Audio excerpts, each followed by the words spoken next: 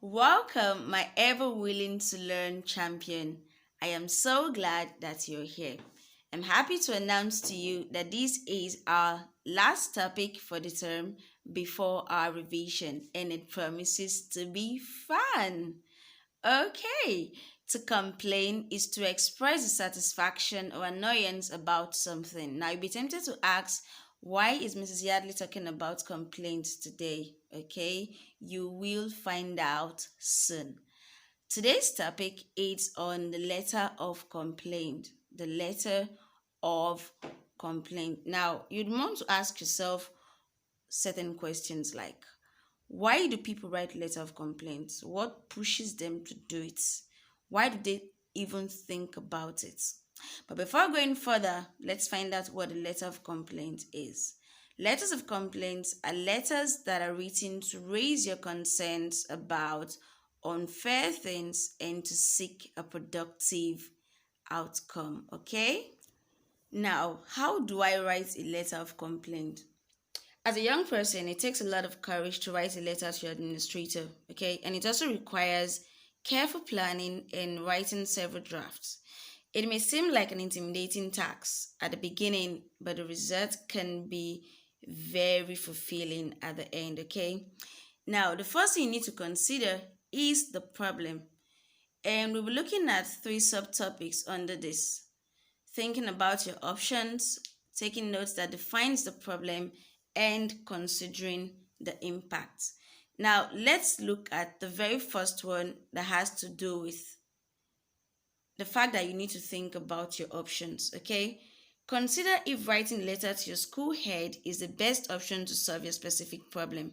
For instance, if you lost your cardigan at the playground, you can check the lost and found section of the school office rather than addressing the issue in a letter to your administrator. Don't you think so? Then the next you need to do is to take notes that defines the problem. Whether you're writing a letter to your school head about a bully, a difficult teacher, or a bad school policy, it is important to think about what the problem is and why it bothers you. Okay? You have to know that. And then the next thing you want to be looking at is considering the impact. You have to consider the impact. In your notes, jot down ideas about why the issue affects you or people you know. Perhaps you think that there's not enough time to eat lunch. You can write out why it is a hardship. You rush through your meal and never finish. That is a hardship. Okay? Now, begin with a draft of the letter. The main goal here is just to start writing so that you can have something to work on. You can always revise and perfect your work later on. And then you have to put in the parts of a formal letter into consideration. Don't forget that this is a formal letter. And of course, you have to begin with your address, closely followed by the dates. And then you move into the receiver's address, which in this case is your administrator, the salutation, of course, your heading.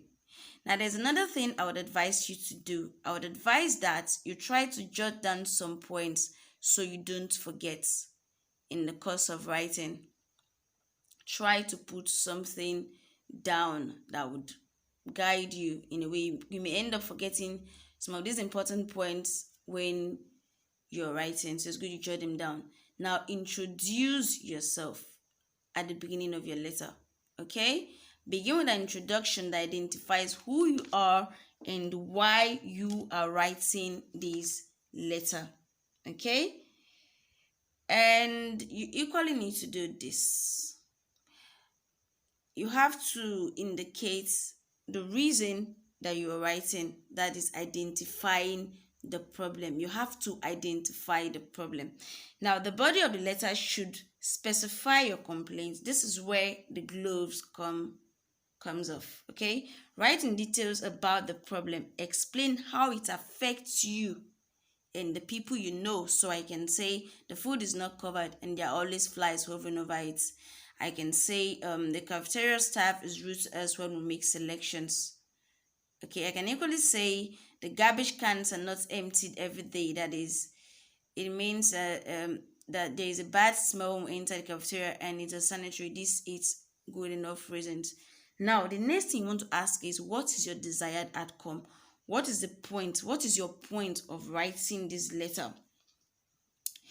You need to be clear about what you hope will happen as a result of your letter being read. If you don't, your administrator may think of their own solution or of our own solution and the solution might not be what you want. So if, for instance, you're writing to tell your administrator that your lunch period is too short for you to finish your meal, your desired outcome might be that she extends the lunch period by 5 minutes to allow you more time to eat your food.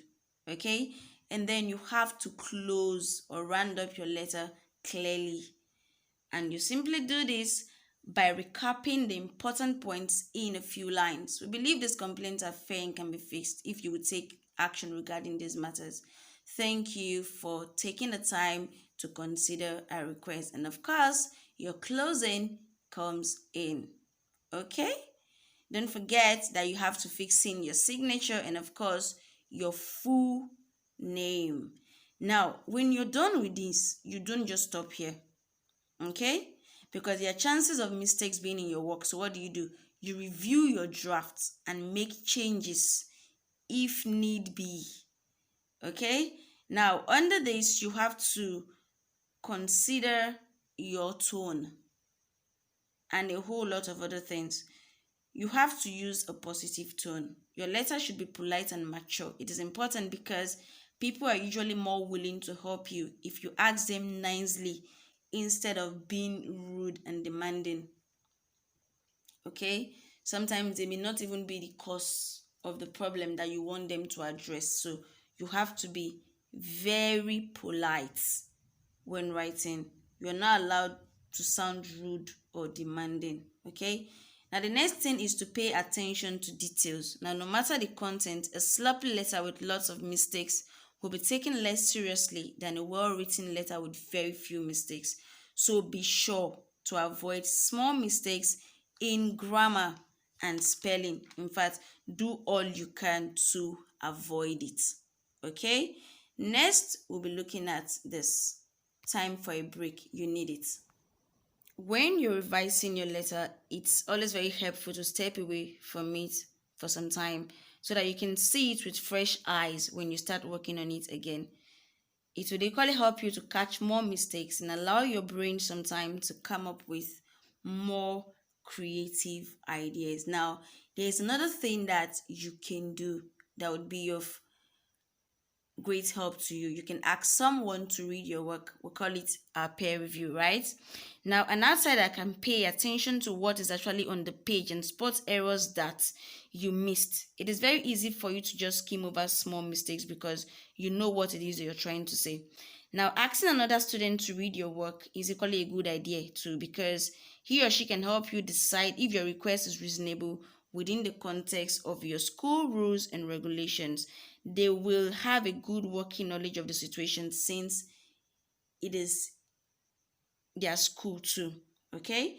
Now, when you're done with this, the next thing to do is to deliver your letter. You can take it personally to your administrator, you can leave it to your school office, or you can give it to someone else that you feel is capable to pass on to you. So, to pass on for you rather. So that is it for today's lesson. But before I go, I would leave you with this. It's our usual. Break bad habits, okay? And build your good habits. You know what your bad habits are. Try as much as you can to break them and build your good habits, okay? Now, you equally need to make things happen. And by making things happen, I mean making positive things to happen in your life. You have to do that by taking your studies seriously. And most importantly, you need to do this. Let no one discourage your ambitious attitude, okay? You don't need a fan club to achieve your goals. You seriously don't need it. You can be your own motivation. So do everything it takes to be your own motivation. Keep pushing yourself. Keep getting better. Okay, so until I come your way next time, I want you to be better than you are now. Be the best you can be. Strive for it. Stay safe. Remain blessed and be good.